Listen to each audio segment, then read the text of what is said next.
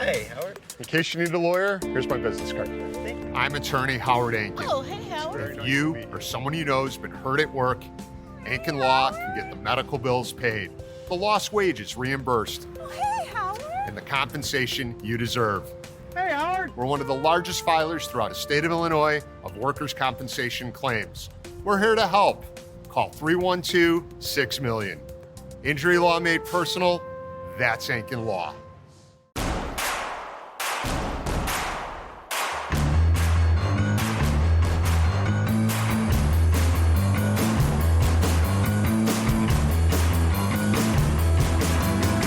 From your favorite source for Chicago White Sox talk, delivering news, interviews, analysis, and more. This is the Sox Machine podcast with your hosts, Jim Margulis, James Fegan, and Josh Nelson. Thanks, Rob, and welcome to the Sox Machine podcast. I'm your host, Josh Nelson, and it's Sunday night, February 1st, 2026, as we bring you this new show. It's been a busy weekend as SoxFest Live, the 2026 edition, concluded at the Remova Theater. White Sox fans who attended looked like they had a good time. Meanwhile, White Sox general manager Chris Getz said he would keep being busy after trading Luis Robert Jr. and freeing up payroll space. He said there would be creative ways to add back to the White Sox roster. Well, after signing Sir Anthony Dominguez, Getz is reportedly signing outfielder Austin Hayes to help give manager Will Venable a credible outfield option. And then on Sunday, Getz struck a trade with the Boston Red Sox for Jordan Hicks and David Sandlin. In this episode, we're going to break down those two moves and also celebrate Sox Machine turning 20 years old on Sunday. Starting with the trade that went down on Sunday, trading Gage Zeal and a player to be named later to Boston for two right-handed pitchers in Jordan Hicks and David Sandlin. Hicks has been well known for quite some time coming up through St. Louis. He was Mason Miller before Mason Miller, but inconsistency and injuries impacted Hicks' career. Then the flirtation with starting pitching made his role, depending on which team he was on, in limbo. Hicks will be entering his 8th season in 2026 and has appeared in 275 games with just 37 starts. His total innings for his career is just 420 and a third, and his career WAR is 0.9. So why this trade for the White Sox? Here's general manager Chris Getz. You know, to be able to bring in Jordan Hicks and David Sandlin, two high-octane arms, guys that both can run it up to 100, if not over that, at least historically with Hicks. We view that Sandlin, to get an opportunity to get 6 years of a controllable starting pitcher, one of the Red Sox top prospects, was an opportunity that we didn't want to pass up. And then to get the chance to bring in Jordan Hicks, who has been an elite reliever. I know recently he's been starting. He feels really good this offseason. I know he's been upper 90s in his bullpens. Body feels really good. Has that starter capacity built up right now, but remain open-minded in regards to his upcoming role. But to get two arms like that can help our major league club this year, it just made a lot of sense, and that's why we went ahead and made the deal. As Getz explains, this trade idea has been building for a while this offseason. Yeah, these conversations have been going on, for a long time, for a while. And there were different kind of iterations and concepts going back and forth, as they often do with clubs. But in this case, we finally reached a point. Definitely, was heating up, over the weekend through SoxFest. There was a lot of positive energy, at the Ravinia Theater. But behind the scenes as well, we were getting pretty excited about the potential of acquiring players that could help us as well. So we were able to do that. So it was a lot of action over the weekend. Obvious question is, what will Hicks's role be with the White Sox? He's prepared to do both. I told him, listen, we're really excited about the chance of you, putting you in the back of a bullpen. We do, but we also know that this is our first conversation, and you've been working really hard on your body and you're pitching this off season, so we can have ongoing conversations on what the role particularly is going to look like. But I do think at its floor, we've got a guy that can really help us in a bullpen, get him back on track, being that he's been kind of back and forth out of different roles, a couple different stops along the way. I think the White Sox are at their best if he's at his best in the bullpen. More importantly, for an arm talent like Hicks, the production has been lacking. So what do the White Sox see in Hicks? Like our stuff grades, both metrically and our scouting evaluations are still really strong. There's likely some tweaking that can go with his arsenal. A lot of that will just be dependent on how his body is moving when we get around him. It sounds like it's in a really good spot. He's training out in Arizona. He's going to come by the complex this week just to check in and start building relationships. But we think he's a guy that is not too far off from being the guy that he once was. The Boston Red Sox are sending over $8 million to help pay for Hicks' salary in 2026. The White Sox are on the hook for about $4.5 million this upcoming season, but $12.5 million in 2027. There are innings incentives in case the White Sox do make Hicks a starter, with those incentives starting at hitting 100 innings pitched. But this type of trade only happens with the White Sox moving Luis Robert Jr.'s contract to the New York Mets. Sox Machine's beat reporter James Fegan asked Getz about the money freed up and maybe the real target of this trade, aiming for David Sandlin. With the Luis Robert money that was freed up in the budget, just what kind of possibilities you weigh against that ultimately led you to seeing this opportunity to really kind of, I guess, buy a prospect, to put it in crude terms, something that kind of adds to the team, but also has a long-term kind of view to it. How did that kind of emerge as, something you ultimately felt was the best option? Yeah, when we moved Louis and, we were fortunate to be able to bring in Acuna to grow with this group. And then obviously Truman as well. Without the payroll flexibility that we gained through that move, we wanted to utilize that money towards players that could help us, for the long term as we continue to take the next step. So there's different avenues to do that. You can find, a Sir Anthony Dominguez who's a very popular, sought after free agent that we know that can help close out games with us, but also, provides value in the industry that could be repurposed, reinvested. And then there's other avenues of bringing in players. In this case, it allowed Boston to regain some payroll flexibility on their end while attaching, a prospect. And so we view, this repurposing of the Louis Robert money, adding a Sandlin is essentially part of a Louis Robert return. And on top of that, being able to get an upside arm and Jordan Hicks that, if he reestablishes himself as a high leverage arm or an impact arm, has a chance to really benefit us in a lot of different ways as well. And does adding Sandlin, someone who could conceivably, be up in Chicago and making starts at some point in the year, does that maybe serve a purpose in terms of rounding out your starting depth that, adding a major league starter would, or do you view that as kind of separate pursuits, or how do you kind of weigh whether or not this is kind of a finished product of, starting pitcher options going into the year? Yeah, I mean, it became more attractive knowing that, so I know with Boston, he had reached an inning limit, but he was, he was rising quickly. I know talking to those guys, I mean, they were preparing him to help at the major league level towards the end of the year.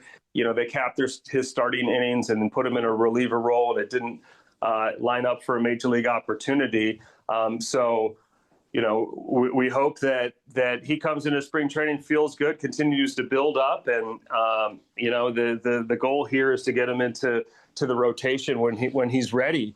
And the fact that he's that far along and close to the big leagues certainly jumped out to us as we continue to try to add depth for the coming years. Again, this trade only happens by moving Robert's contract. So was that always the goal for the White Sox this season, was to trade Luis Robert? The goal all along was to continue to add talent that could be here. And also, for a lengthy amount of time, controllable type players. And if we were going to go short term, guys that had some real upside, a chance to, really go out there and perform and, obviously help us win, but also be able to be reinvested perhaps at some point as well. But there's, the variance that we've been able to add to this club is exciting. There's some guys that really could go out there, whether it be on the mound, in our lineup to do some big things and help this club take another step forward. We didn't know precisely what we were going to be able to accomplish this offseason. The free agent market and trade market, is every offseason is a unique one. It can change on a dime. You've got to stay close to it. You've got to have a pulse on it. But as we reflect back through the offseason, couldn't be more excited about what we were able to accomplish. We've you look at some of the long-term goals that we have, and we're working towards those. And in the near term, we've got a chance to take even a more meaningful step forward this upcoming season too. So what's next for the White Sox? Obviously, a busy weekend with FanFest, our players coming in, and some acquisitions that have happened. We'll get to work this week. There's the work never stops. I can confidently say that on this Sunday, this is going to be the last. I anticipate this to be the last transaction. But we're going to continue to work. We are find ways to get better, improve the roster, maneuver how we need to. But we feel really good about what we've accomplished. We're really proud that we've remained disciplined with our long-term goals, and also feel like we've taken steps forward to improve our 2026 club. Jordan Hicks did make an appearance with White Sox Media. You can check out his mini interview with James Fegan on Sox Machine's YouTube channel at youtube.com/Sox Machine. But Hicks shared what he knows about the current White Sox roster and what he learned from his 2025 struggles. Yeah, I know that it's a young squad. That's always exciting. Just trying to build the future of the White Sox, obviously, and I'm just extremely kind of blessed to have that opportunity. Being one of the older guys on the team, kind of take on a leadership role, and just be a guy that guys can lean on and talk to about the experience I've had in the big leagues. Like I said multiple times, I'm really excited for this opportunity, and just getting to know this group and seeing what we're capable of. Like, the years past don't really matter to me. I know there's some good history. I watched the White Sox sweep my hometown team in 2005, so it's always there. You can.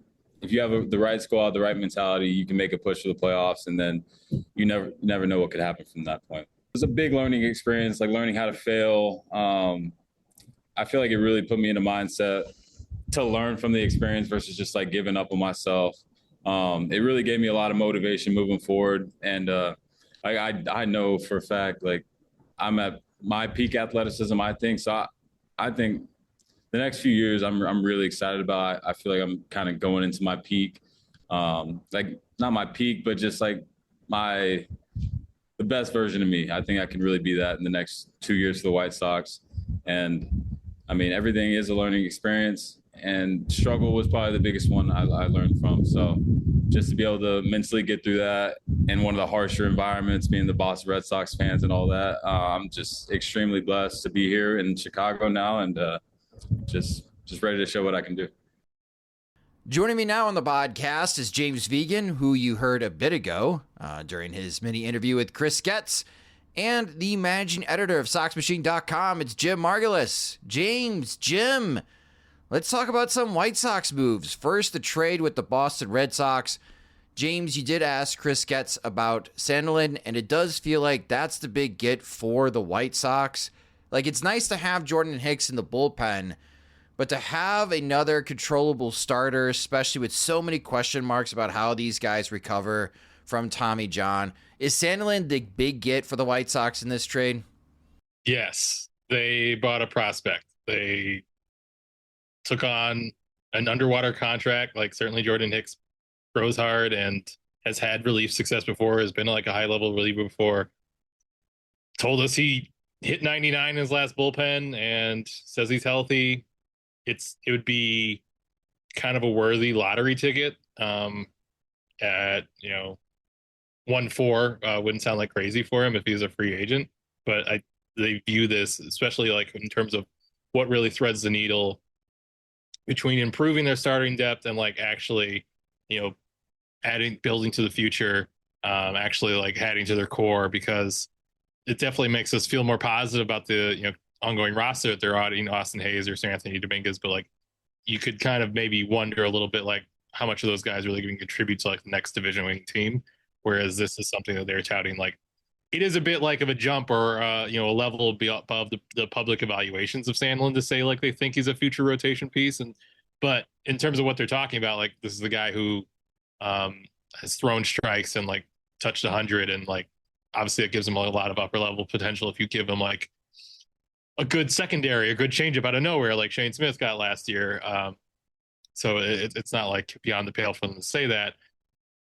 This if someone like it's hard to like come up with a comparable because the situation never happened, but like if Sandlin was a free agent, a near term either probably plus bullpen prospect or a possible back end starter, getting like I guess the only like equivalent that would come up is like if someone like that was like coming from Japan and they had like a 40 plus grade on like FV grade on them, so to speak, where it's like they could become a back end starter. There's definitely more potential for them to be above average reliever.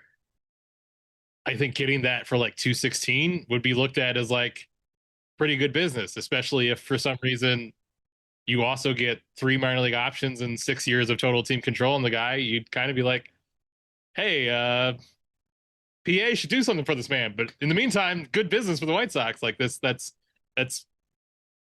below market value to acquire like that level of like controllable talent. So that's certainly how they can look at it going as coming out ahead. Obviously, you're kind of discounting Gage Zeal a little bit in that valuation, but that's what really feels like the addition to their core. That's like getting this. He's not so much a post hype prospect because he's trending up, even though he had a bad stint in AAA after they put him to the bullpen, whereas he hit to like his innings limit. But I think he's kind of in that vein of like older prospect who doesn't have maybe full runway to chase a starter outcome, and they've gotten another one and they didn't like pay through the nose for it or use a second round pick or something like that for it. So I think that's definitely what fits their goal more than anything. My follow-up to Sandlin, James, is he competing for a spot on the starting rotation in spring training, or is he simply, let's see how he looks in Charlotte for the first half, and maybe he can be part of the conversation right around the same time that we could see Hagen Smith and Noah Schultz? He is going to be told that he is competing for a rotation spot because he's on the 40-man. Okay. He's a major league invite. That's the premise, and he'll come out and get stretched out. So theoretically, if he comes out and just looks absolutely awesome, there's probably room for him to make the rotation because some of the guys he'd have to beat out, like Cannon or Burke, have options, just as he does. I think it's much more likely he's on that like mid-season promotion track after like he has to succeed at Charlotte, which is not easy for someone who's dealt with homer issues of his own in the past, and Charlotte's sure to exacerbate them. And is kind of someone who works up in the zone where his stuff is going to get elevated a bit more. So there's a chance he gets promoted without great numbers at Charlotte, at least surface level. But he's at least coming down to the present. The same as like, it seems more likely than not, like Sean Newcomb would end up at the bullpen at this point, or some sort of swingman. But he's coming in with the idea of, compete for a spot in the rotation. I don't think the White Sox rotation is solidified that it's you're lying at a level to say like come in and compete and you can win the job. I don't think like anyone outside of really the top three of Martin and Smith and Kay have a hole on a spot where they can get it kind of clearly outperformed and not think that their spot in the rotation would be up for grabs. Jim, how do you feel about this trade with the White Sox and the Red Sox? I think the big picture of them looking for ways to add prospects, using their financial flexibility, their rock bottom payroll in a way that they hadn't before is nice to see. Especially if there's just like no, this free agent market, there is no real interesting buy low candidates or rebound candidates. I think they got snapped up pretty easily, and the ones that are, taking their time to find a market, like the White Sox signing Austin Hayes is one of them. Just the upside isn't there to really transform the team. So, you're looking at upgrading the pitching depth, which they did. And then, I guess Hicks isn't done. In terms of his velocity is there, his ability to get ground balls is there. So like maybe he won't be the high leverage or, just at times overpowering force he was with St. Louis, but there might be somebody useful there. I think the most maybe encouraging or interesting ramification of this is like, should Hicks look like toast and the White Sox be okay with it, and they just accepted, $16 million? Like, what does it mean for like their willingness to eat money? Should like Andrew Benintendi get forced out at some point, or be like right now I think Benintendi's rosterable. He's certainly one of the better all around hitters they have in terms of like, doesn't have the strikeout concerns other guys do. But like, should he be getting in the way? And I don't think he's at that point where he's getting in the way, but should he get to that point, like, will the White Sox, be able to move on regardless of if they can find a trade partner or any way to, stem the financial loss of it all? Like, I think is kind of curious, a curious development from this downstream if it gets to that point. But yeah, it's okay. I think like I might be a little bit more excited, had Sandlin not had, couple of health issues over the past year, like the oblique and forearm strain. Always kind of feels like, especially the forearm strain, that it just might be a Chekhov's gun of sorts that will eventually come into play at some point. But I like the arsenal. I like the White Sox have worked with these guys before in terms of like, doesn't necessarily need to add a pitch, just maybe needs to change the order, or just find one tweak. And he looked like he was on that road until hitting his innings last year. So they have the time and energy, and certainly with all these Tommy John surgeries they had last year, opening up the first half for a lot of innings in both the White Sox rotation and Charlotte and even Birmingham, to where like he fits in nicely as somebody, if he clicks right away, the White Sox will have ways to get in innings. I'm going to be optimistic about Jordan Hicks because there's a lot, his track record, as I mentioned the intro podcast listeners, this is going to be his 8th season. He's only thrown 420 innings. His role has been in limbo, even though Chris Getz is opening the door, or let's say keep the door ajar, that if Hicks proves himself in spring training, really wants to start, he could start, but it really sounds like that he is going to be in the bullpen. All of a sudden, like the back end of the White Sox bullpen for Will Venable, he's got options where he can play around and maybe combine a couple of these guys. When you got Jordan Leisure and Grant Taylor already, and you added Sir Anthony Dominguez and Jordan Hicks, there's a lot more velocity now, especially for the right side for the White Sox. And looking at the roster resource, Jim, because I know you wrote about how the White Sox bullpen had to get better. And roster resource is projecting Dominguez, Leisure, Taylor, and now you got Hicks. There's still Mike Vassell, but as James always alludes to, Vassell's a Swiss Army knife. So if someone gets blown up in their start, hey, Mike, you got 3 innings in you? Another guy that sometimes takes on a larger load, Brandon Eisert. And then you have the Rule 5 guys right now in Alexander Alberto and Jedrickson Paez. And then you have this very long list of guys who are out of options. Like, they traded for Chris Murphy with Boston, so this is the second White Sox-Red Sox trade. Who gets mentioned as a possible Swiss Army knife himself. It's like maybe he was someone who would even spot start this weekend. Took me by surprise, but he's at it. Tyler Gilbert, which we've seen Gilbert open games. Brian Hudson. Those two are out of options. And then you have the non-roster invitees, the veterans like Tyson Miller and Lucas Sims. They'll be invited to camp. Ryan Baracki was said to be the favorite NRI this weekend as well.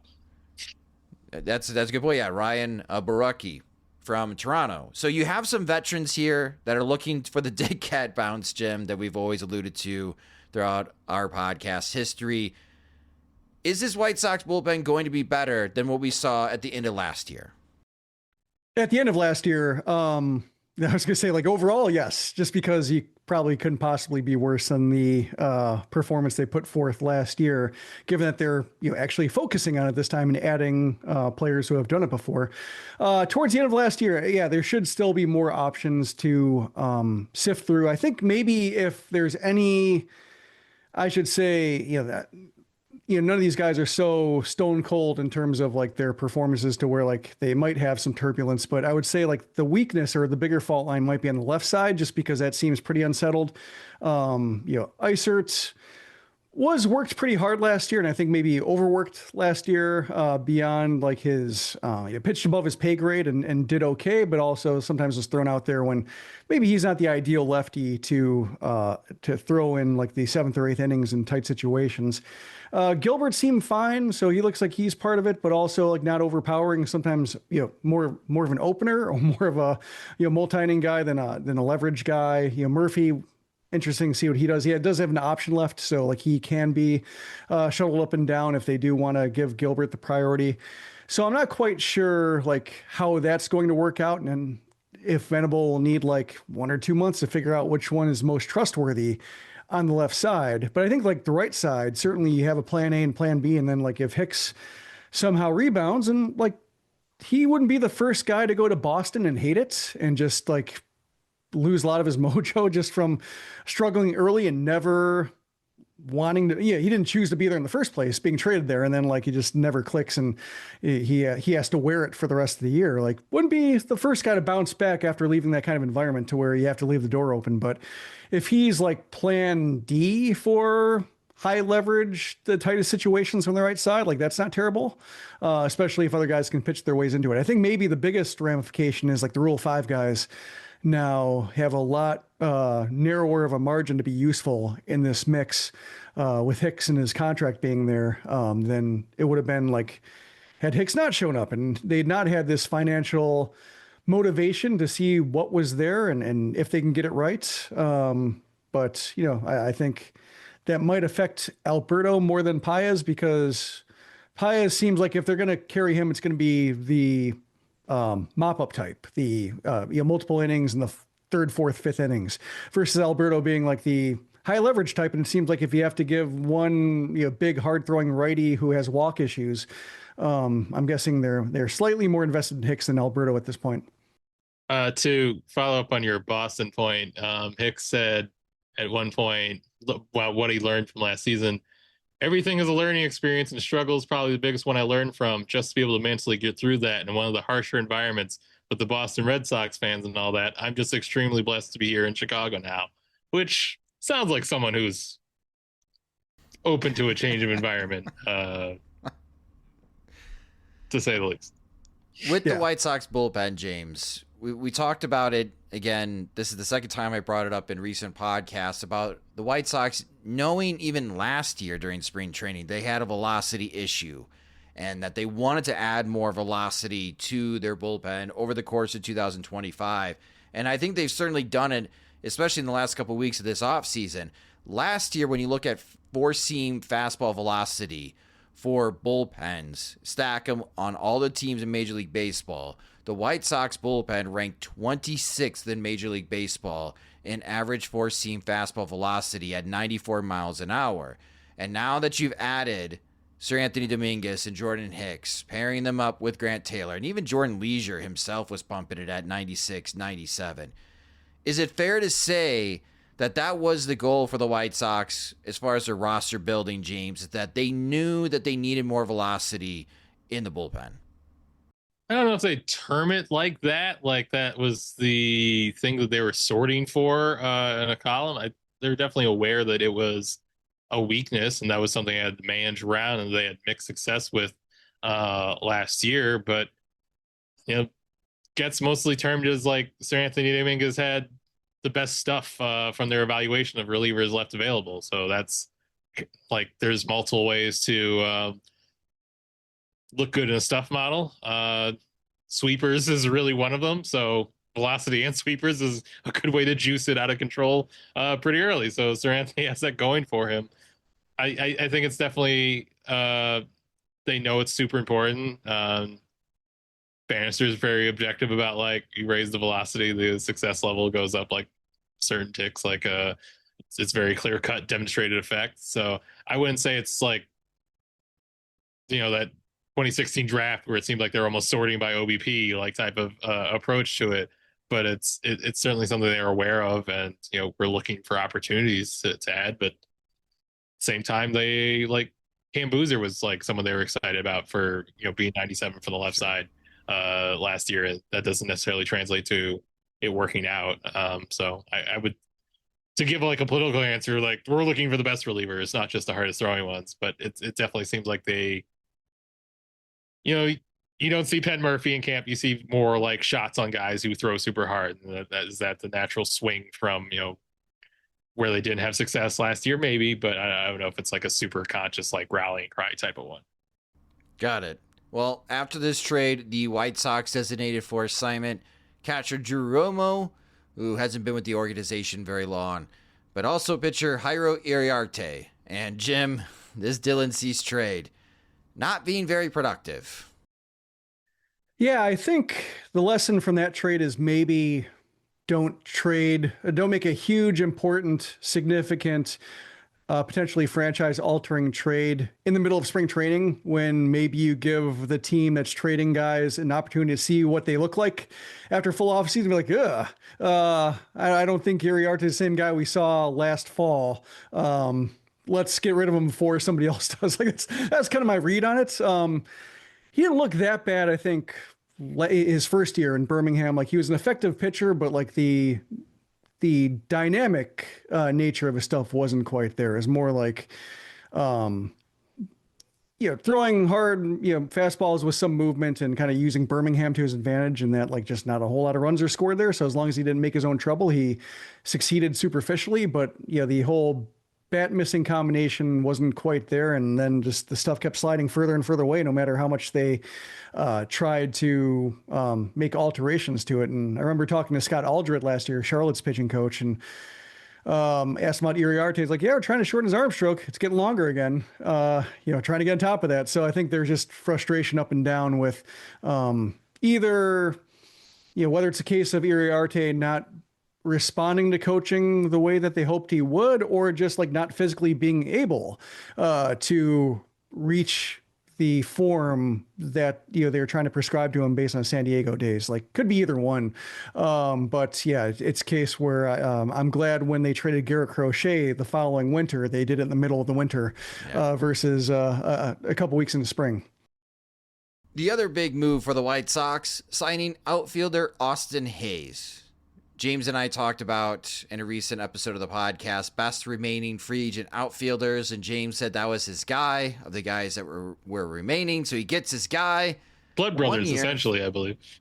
Yeah, essentially. 1 year, $5 million. There is a $1 million mutual option, in which James Fegan would call a neat accounting trick. I don't recall saying neat. Hayes last year played 103 games. He had a 105 weighted runs created plus. He batted .266 with a .315 on base percentage and slugged .453 with 15 home runs and 64 RBIs. Hayes crushes lefties, especially last year, hitting .319 with a .400 on base percentage, slugging .549 against lefties. Hayes had a 155 weighted runs created plus. And of course, against righties, he does come back to earth. He batted .249 against righties with a .286 on base percentage and slugging .422. That is an 88 weighted runs created plus. But the White Sox play in the American League Central. He's going to get opportunities to face Tarek Skubal and Cole Reagans. He'll be facing some left-handed pitching. Hopefully Austin Hayes can capitalize on those opportunities for the White Sox. The signing is not official yet, Jim, because we're still waiting for Hayes' physical to clear and get those wonderful Zoom invites to talk to Austin Hayes. And a corresponding 40-man roster move has to be made to clear a spot for Hayes. But how do you feel, Jim, about the White Sox bringing in Austin Hayes? It's a sensible move, just because if he returns to the form that he had in Baltimore, and there's the Ryan Fuller connection there, he's older. There have been a couple years of soft tissue injuries to where like he just might be in the middle of his decline and he might be more of a platoon bat. The White Sox have to contend with that possibility, but like if he returns his form all the way, there's a guy who can certainly play left field, probably right if you need to. Like the White Sox their standards are not so high. I think that an Austin Hayes can't play right field for them, at least initially, and see how it goes. If he is a platoon bat, like that's also fine because, Benintendi's lefty, Brooks Baldwin hits better as a lefty. So far early turns, that could change given how young he is in his career, but so far, he's been better from the left side. And like the whole picture is less reliant on like Everson Pereira clicking now, that it hadn't come close to clicking, and like the Chris Getz had mentioned him too often in the outfield picture to make me feel comfortable. So I think like Hayes, even being a platoon bat, kind of takes that place. And then you have like some balance in the corners, and then you're leaving center field to be more of a defensive oriented picture with Acuna and Hill in the center there if they want it to be. But at least there's like a strength they're bringing to the table if they have like a plus glove in center field, and then some platoon ability in the corners on both sides. So I think they're in a better position than they were beforehand. It just, with 2 years of calf and hamstring strains, it does make you a little bit uneasy that, perhaps just it's going to be a regular feature, and the White Sox have to prepare to be without him for a certain stretch of time where he doesn't look quite right. But that's why he's on a 1 year, $6 million contract. James Hayes has played a lot of left field since 2021. He has played before then, sometime in center field. Are we looking at left field for Austin Hayes? I feel like center field, that's Acuna's spot. Maybe right field. Like, which corner do you see Hayes getting more playing time? I don't know. I think he could play both equally. Like his arm strength is supposed to grade out pretty good. You can kind of see needs forming there both. Like I want to lean towards almost right field, if only just because like we know who will be in left field at least part time, because Benintendi's left field only. So that would be the only reason I'd maybe lean to right. But otherwise, yeah, left field seems like the best fit for him. But you can definitely imagine their best lineup in having Benintendi left and him and right, at least in some instances, until we see someone like Pereira or Brooks Baldwin, who Will Venables is hyping up at SoxFest, step forward in some other major way. I think it's pretty fluid how that could shake out. They really just need to kind of add another person who can kind of guaranteed to be a solid big leaguer there, where you have a lot of potential variance between some of the options you've added in. Could Hayes be like Michael A. Taylor? Because it sounds like from national reporting that Hayes signed with the White Sox. Again, we'll get confirmation once the signing is official. The assumption is Hayes signed with the White Sox because he wants to play every day. And I'm going to assume he's going to play every day for the White Sox as long as his body holds up. I would think like he's going to be a regular. I don't know if it's like every single day. I don't know. I think he's going to like play 162. Maybe won't even like play 145. I think he has an opportunity to be a regular and not get slotted into a platoon role solely, where he might have like faced that risk in a contending situation, or just a situation where there's more established outfielders. Whereas with the White Sox, like the biggest crowd to the corners might be a guy who doesn't have a guaranteed deal like Kelenic, or even if Benintendi is hitting well, it doesn't necessarily mean he's playing left field in a way that crimps like Hayes' playing time. There's just enough fluidity that I think he can easily say like, hey, you have a path to 500 PAs here. So yeah, you're pretty much an everyday player, without it being like Austin Hayes is going to bat second and play left field 162 times. And if anything gets in the way of that, they'll be shown the door. I don't think it'll be that strict. I do wonder, Jim, come towards the trade deadline, which podcast listeners, if you didn't see the news, the MLB trade deadline is now August 3rd this year. I wonder, because he's so effective against left-handed pitching, that if the White Sox are still below 500 and they're really not in the race to compete in the American League Central or a spot in the wild card, I have to imagine Austin Hayes would generate a lot of phone calls for contending teams, Jim, wanting a proven veteran bat like Austin Hayes to fare well against left-handed pitching. So I don't know if he's here for a long time, but I'm hoping that the White Sox get more productivity out of this signing than they did with Austin Slater last year. And even Slater returned something because he did have a strength. Like the Yankees traded for him because they wanted somebody who could play a decent outfield and hit lefties. Then, unfortunately, he had the leg injury early on and just didn't contribute to them. But yeah, I think it's the same idea. Hayes has been traded in the past. Like he's been that guy that has been sought at the deadline.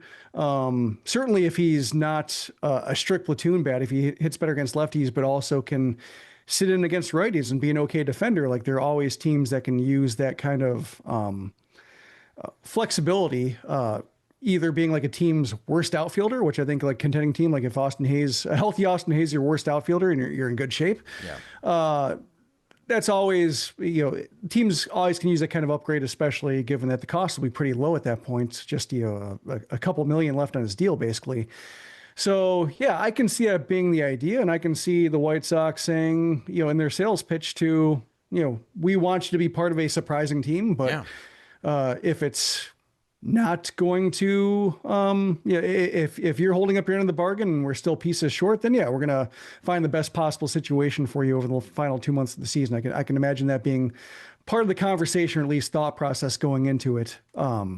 It's in the White Sox. I think hopefully, Jared Kelenic, who's another lefty that's, if he's in the picture, that Hayes balances out. If he's somebody who sticks, and if Braden Montgomery is ready, like they might want to move him just to get something, and also to create opportunities for guys who might look just as viable and also have, much longer periods of team control and really could use that playing time over the last 2 months of the season. That might be the best possible scenario, is like Hayes gets moved because like the White Sox have better uses of those corner outfield innings. At risk of jinxing the Chicago White Sox, and podcast listeners find the nearest wooden object and punch a hole through it, the opening day projected lineup for the White Sox looks much better than the projected lineup we saw to start the 2025 season. I mean, you're looking at catcher Kyle Teal, and Zips is projecting a over 100 weighted runs created plus for Teal. Munetaka Murakami, big numbers for Zips. Chase Mydroth, Colson Montgomery up the middle, Miguel Vargas at third. Let's say Austin Hayes is in right field, Andrew Benintendi in left field, Luis Angel Acuna is in center field. You're giving DH at bats to Edgar Caro, maybe Brooks Baldwin at sometimes. I just feel like offensively, Jim, and this kind of harkens back to the conversation we just had in our previous podcast about the over-under 65.5 wins. Are you going over or are you going under? The bullpen looks like it's going to be stronger. The starting pitching, I think there's some question marks, but I'm confident in Shane Smith, and I think Davis Martin and Sean Burke can hold their own. We'll see what Anthony Kay brings to the table. But offensively, I think this is the area where I think if we're going to be surprised by the White Sox and they start stronger than expected, it's because this lineup comes out and they start hitting immediately. And James makes fun of me, but this somehow becomes an offense that surprises, and they're averaging like 4.5 runs a game, and they're better than expected. Yeah, they score 10 runs in one game and 0 runs in the next. They're still averaging 5 runs a game. So exactly, I think James. That's what you have to hope James? for. High variance. This is what's called logic, James. And then they lose some games 13-10, and they still, win 68 games. But yeah, now I would take the over now. Like this was the kind of move I was waiting for, just to make. Okay. Basically, I don't like piling on Everson Pereira, but just like you're just a little too present in the conversations about the outfield picture, especially with like the injury concerns for, the more proven candidates, to where like you just had to, wait it out and wait for them to, not just talk around it because they have to be nice to guys who are on the roster, but also, solve it with the move, and they solved it with the move. So yeah, now they feel like in the 70-ish win territory, which I think is good. But yeah, if they surprise, it'll be because they hit a lot of homers. They'll hit a lot more homers than they thought. The outfield, I think, might not be great in terms of name brand recognition, but there's mixing and matching that they can do. We saw that last year with Tauchman and Slater, that they actually turn into a decent right fielder between the two of them for pretty cheap. And now I think they're setting their sights a little bit higher. Provided Hayes stays healthy, investing a little bit more and seeing if they can get the same kind of mix there. So I do think that there's some upside here. I think the downside is just like too many strikeouts and just too many games where, maybe they score 10 runs in one game and like 2 runs over the other 2 games. And then, it starts getting a little hairier and the series less pleasant. But I think there's at least variance here that I think will capture the vision of what they're trying to pull off enough to where even if they come up short this year, there's hopefully enough pieces to stick around when they can actually add money to it. I just feel like they have a better chance of starting stronger than we've seen the last 2 years. Because April, and we'll talk about this as we preview the upcoming season in a future episode, April has not been kind to the Chicago White Sox the last 2 years. And I think if we could just look right back at the lineup, I mean, yeah, the opening day lineup, something else last year. It'll be much better for the White Sox in 2026. Again, no injuries. I'm not jinxing this team. I need everybody. Punch a wooden object near you. Let's do this together. And the White Sox finally will be healthy heading into opening day. And it'll be a much stronger team than last year. Wrap up this episode of the Sox Machine podcast. On Sunday, February 1st, marked 20 years since Jim Margulis launched SoxMachine.com. And if you hadn't got a chance to read his column, I suggest doing so. But Jim, 20 years later, how do you feel about writing about the White Sox? Older, hopefully wiser, but definitely older. It's been fun. It's been like I likened it to like picking up an instrument and realizing like, hey, I might, whether or not I actually play out, join a band, get gigs. It's still something I like doing. So like, yeah, it's a case where 20 years, you play guitar for 20 years, you play piano for 20 years, play drums for 20 years, and you might write about the White Sox every day for 20 years and practice that way and just, get some creative energy out that way. But yeah, no, it's been fun. It's been a surprise, just the direction the shape the site has taken, adding you guys over the course of 20 years. First the podcast component, which I wanted to do, but had no acumen for it, did not have the time to learn audio production. So that you just started doing it in the fan posts at Southside Sox. And like, you have the same self-starting, tendencies that I had of just like, you're going to keep doing it and you don't need external motivation. You just want to do it. Like, great, I'll jump on that. And then, James, following, what was your first blog, James? Is that Examiner? What was it housed on? Chicago Now. Oh, yes. Chicago Now, okay. Does that still exist? Yeah. I hope not. Yeah, I don't, not for like other people getting fired point. I hope all records have been expunged. I'm looking it up now.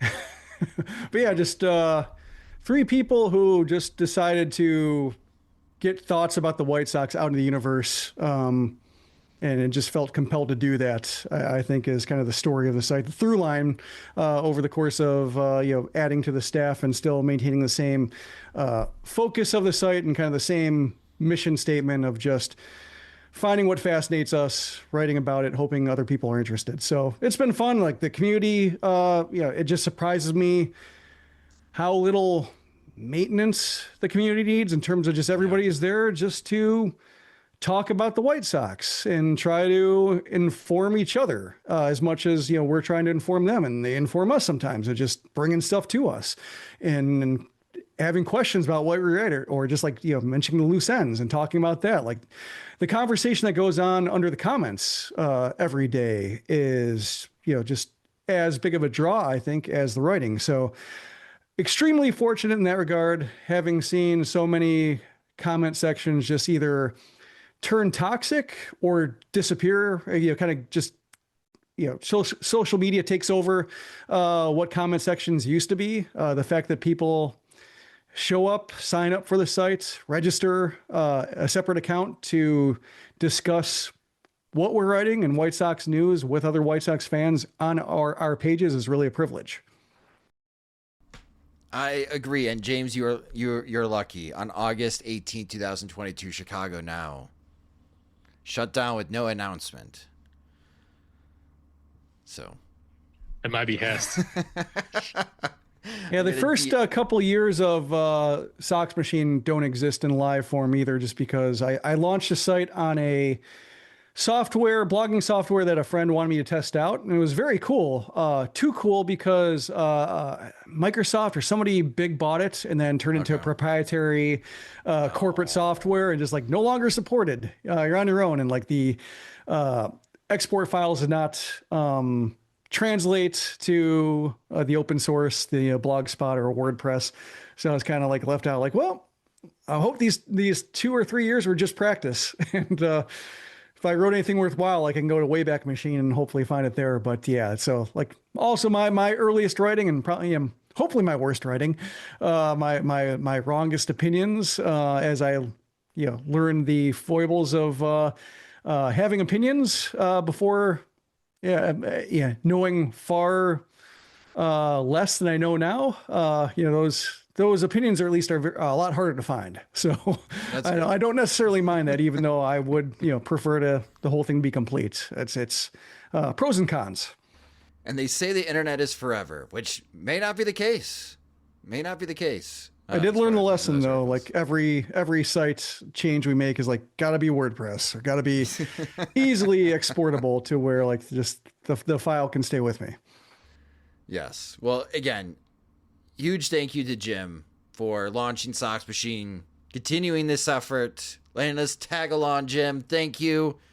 And then all the wonderful comments so far on SoxMachine.com. If you want to chime in, you can find the 20th anniversary post on SoxMachine.com. A reminder, we are going to be celebrating our 28 years in August 7th and 8th for the White Sox Guardian Series. For our Sox Machine Veterans Committee members, we're going to have a party on the 7th, but we're going to be having a tailgate, as I just put down that deposit with the White Sox. So on Saturday, August 8th, we will be having a tailgate party. We are also working with the White Sox. They're going to book a block of tickets for us as well for that game, so we could all sit next to each other. So if you have no plans, for all of our out-of-towners right now, wondering, can I get out of this snow and this winter hellscape to give you some light at the end of the winter tunnel, make your plans of being in Chicago in August 7th and 8th. We can't wait to see you guys. And that will do it for this episode of the Sox Machine Podcast. Thank you so much for listening. If you just discovered the Sox Machine Podcast, you can subscribe to the show wherever you listen to podcasts, such as Spotify and Apple Music. You could also listen to the show and watch our many videos now. We've been doing a lot of videos this weekend on our YouTube channel at youtube.com/Sox Machine. For those that have just discovered Sox Machine through YouTube, hello. Welcome. You can follow us on social media. We're on all the social media platforms at Sox Machine. You can follow James at JR Fegan. You can follow me at SoxMachine_Josh. For those migrating over to Blue Sky, we are at SoxMachine.com. James is jrfegan.soxmachine.com, and I'm simply josh.soxmachine.com. If you enjoy our work and want full access to all of our coverage of the Chicago White Sox of Major League Baseball, and next week is spring training, James is heading down there. Huge thanks to our supporters. And if you are not a current subscriber to Sox Machine, you can sign up at soxmachine.com/products. Monthly plans start at $5. If you sign up for an annual subscription, you get a discount. We also have additional spots in our Veterans Committee, in which our VC members knew of the trade between the White Sox and Red Sox hours before it was announced. So if you want direct access to Jim and James in a group chat, and you want those whispers, gossipers, sign up at soxmachine.com/products and acquire within to join our Veterans Committee. The Sox Machine Podcast is a production of SoxMachine.com. You're on for all things Chicago White Sox baseball and part of the Blue Wire Podcast Network. Alongside Jim Margulis and James Fegan, I'm Josh Nelson. Thanks for listening and watching.